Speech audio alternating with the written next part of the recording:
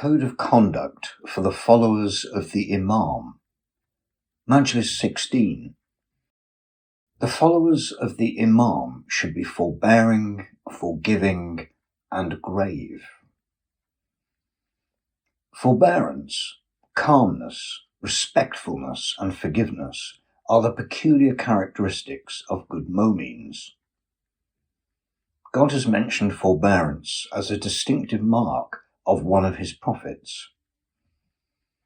He says, "Verily, Ibrahim was forbearing and compassionate, and oft-turning to God."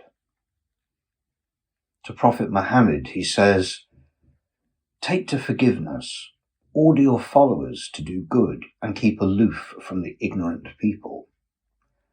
If Satan comes in your way, seek the protection of God.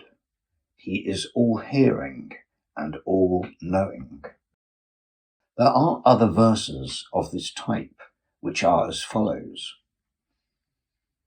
He has given to the mu'mins peace of mind in order that they may increase their faith. Have faith in God and his Prophet. Exalt him, revere him, and sanctify him morning and evening. Let them forget and forgive. Do not like that God should forgive you. He is forgiving and merciful. About the mu'mins he says, "They are kind to one another." It is the duty of the followers of the Imams to acquire these virtues which they have been taught to us by God through the above verses.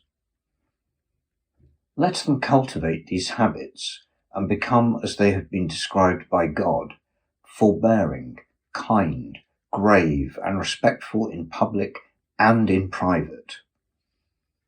This will add to their dignity here and will store them for a reward in the next world.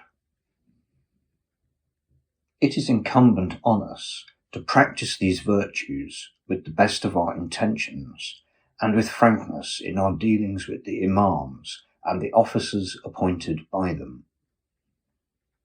God will double our reward for the good we do to them, just as he will double the punishment of those who do them harm. We have talked of these things in detail in one of the previous chapters of this book. Nothing can be more desirable and more worthy of our attainment than the practice of these virtues, which will entitle us to a reward from God and which will increase our reputation in our lifetime and after our death, and will make us secure on the day of judgment. It is equally desirable for those who know themselves and know the proper position of the Imams, and who work for the good of the next world, that they should keep clear of those habits which are the very opposite of the above virtues. They should never have recourse to them in their thoughts, in their words, and in their actions.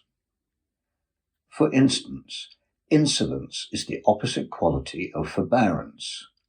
Revengefulness is the opposite of forgiveness. Hard-heartedness is the opposite of leniency. Self-conceit is the opposite of respectfulness. And frivolity is the opposite of seriousness. These evil habits are condemned by the people in general, and to shun them is a positive virtue.